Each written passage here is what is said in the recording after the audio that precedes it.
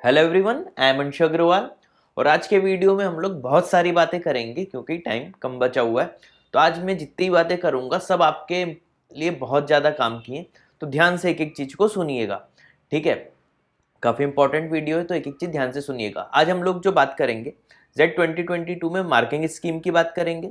अब marking scheme है तो फिर हमारे लिए क्वेश्चन अटेम्प्ट स्ट्रेटेजी भी होनी चाहिए, ठीक है। तो हमें कितने क्वेश्चन किस सेक्शन में अटेम्प्ट करने चाहिए इसकी बात करेंगे।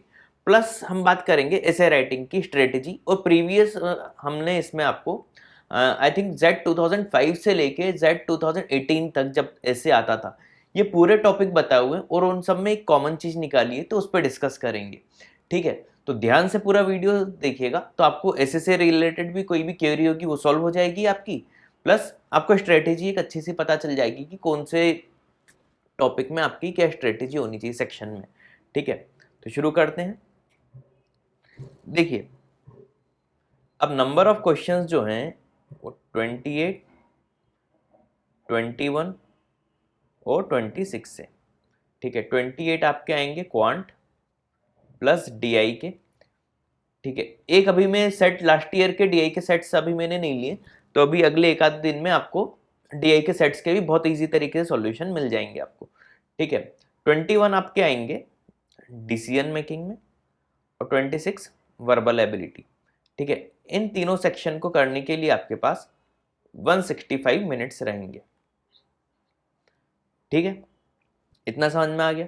अच्छा, एक चीज ध्यान रखना, अभी वीडियो चालू के पहले अगर अभी भी आपके पास मोटा मोटा एक हफ्ता है तो अगर आपको लगता है कि आप इस एक हफ्ते में हमारा Z300 कर सकते हो, ठीक है, तो हमारी वेबसाइट https://www.kataipayment.com/Z300 इस पे जाके कोर्स परचेस कर सकते हो। 10 वीडियोज हैं, आराम से एक हफ्ते में रिवीजन हो सकता है। ये आपके परसेंटाइल डेफिनेटली इंक्रीज कर देगा, ठीक है।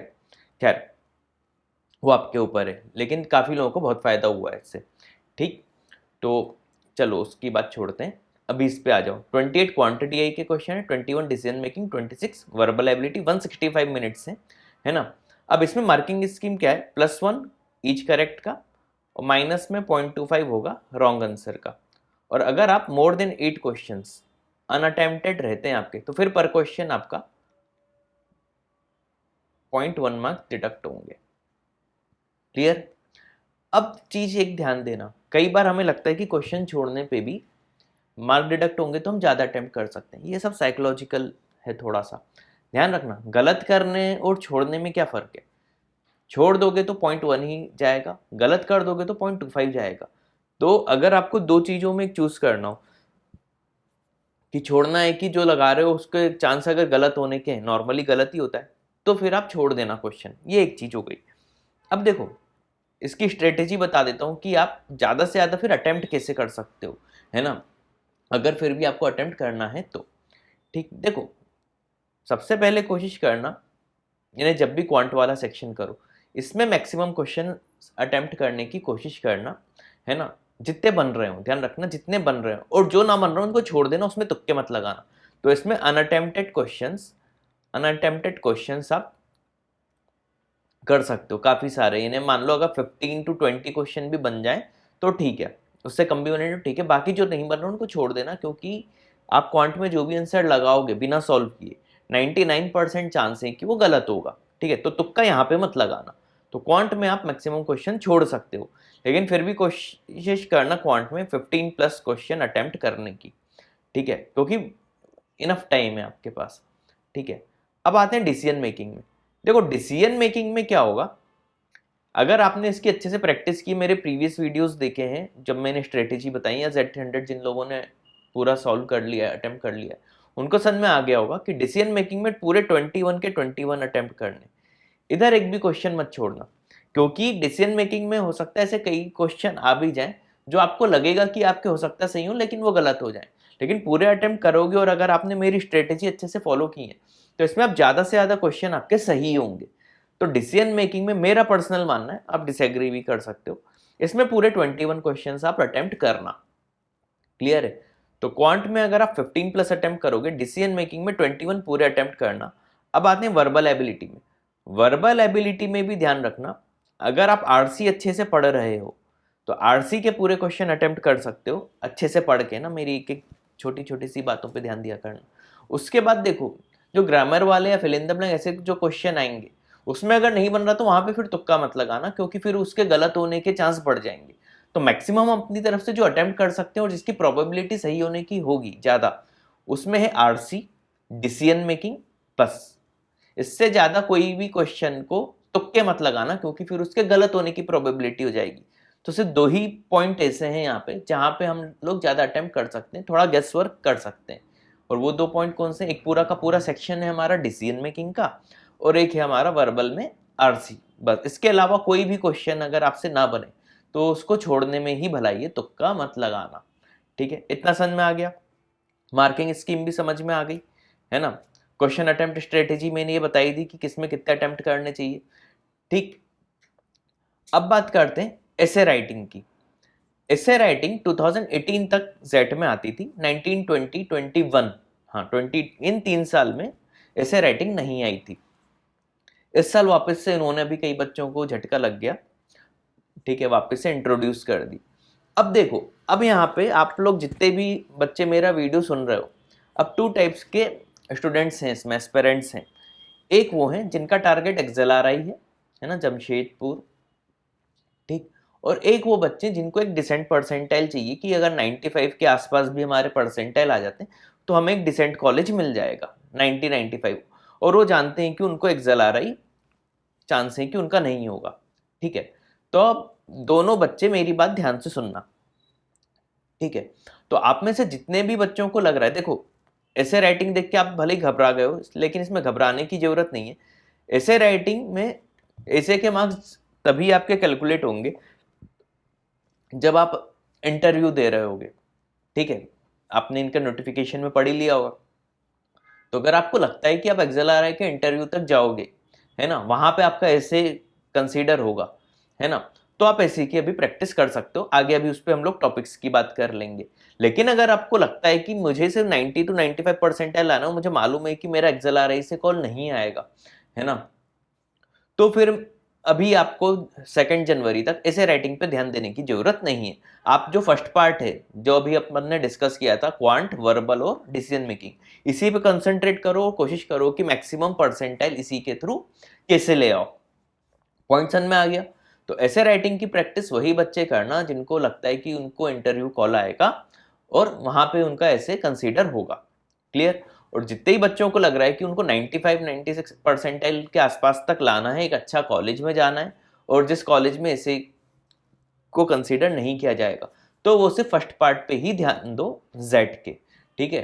3 सेक्शन है, verbal ability, quant, decision making. Clear? अब आगे बात करते हैं कि टॉपिक्स, ऐसे के क्या टॉपिक्स आते हैं और स्ट्रेटेजी क्या होनी चाहिए। देखो नॉर्मली क्या होगा, 200 वर्ड्स अप्रॉक्स का इनका ऐसे आता है, और ये आपको वो 25 मिनट्स में ही करना है, ठीक है। अब 25 मिनट्स में आपको जीके के क्वेश्चन भी करने और ऐसे वाला भी करना है, तो 200 वर्ड्स, ठीक है। कोशिश करना पैराग्राफ के फॉर्म में लिखो। अब इधर जो अगर अभी हम लोग एनालिसिस करेंगे इसका, ठीक है, एनालिसिस में जो एक बात निकल के आएगी वो एनालिसिस के बाद ही बताता हूँ। ये पहले आप पॉइंट ध्यान से पढ़ लो। ये पूरे ऐसे के टॉपिक्स हैं जो आपके अभी तक जेट में आए हुए हैं, 2005 से लेके हमने पूरे लिख दिए 18 तक, ठीक है।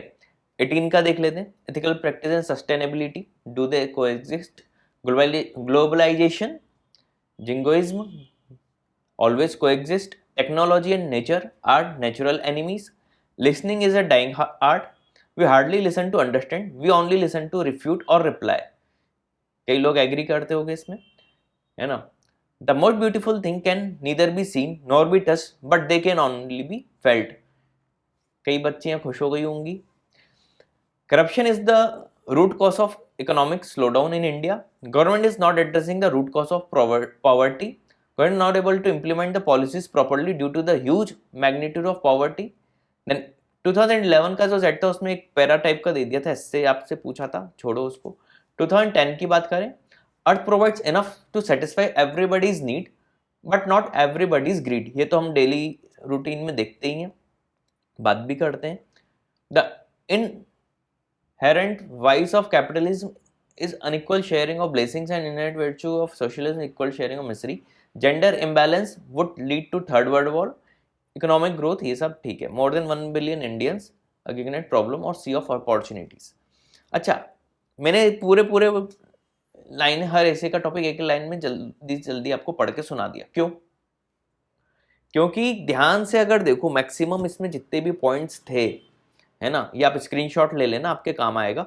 और मेरा मानना है कि जितने भी लोग प्रैक्टिस करें, ये जो 15-16 टॉपिक्स हैं, इन्हीं पे अगले एक हफ्ते लिखने की प्रैक्टिस कर लें 200 वर्ड्स की।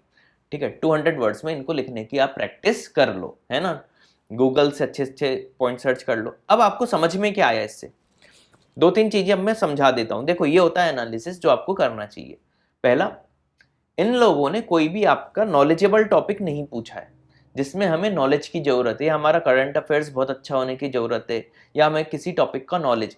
ये मैक्सिमम टॉपिक या ऑलमोस्ट सभी टॉपिक क्या थे जो हम डेली रूटीन में बात भी करते हैं, है ना, कि अर्थ भाई हर किसी की नीड पूरी कर सकता है हमारा नेचर, लेकिन ग्रीड पूरी नहीं कर सकता। ठीक है, ऐसे बहुत सारे टॉपिक हैं, मेल फीमेल से रिलेटेड भी एक आध था, है ना, ग्लोबलाइजेशन से रिलेटेड था, मतलब ये चीज़ें हम लोग जानते हैं। उसी के ऊपर ये टॉपिक पूछता है, ये इसमें आपका पॉइंट ऑफ व्यू देखना चाह रहा है। पॉइंट समझ में आया?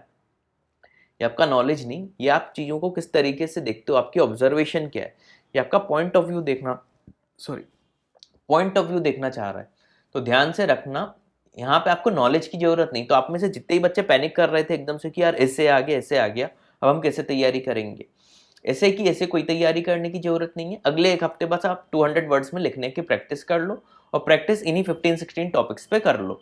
ठीक है, ये आपका करंट में आपका वो देखना है कि आपका सेट ऑफ माइंड कैसा, आप किस डायरेक्शन में सोचते हो, आपको किसी भी टॉपिक के लेके आपकी ऑब्जर्वेशन क्या है। ठीक है, वो एट अ टाइम इसको पता करनी होगी, ये इंटरव्यू में आपके काम आएगी।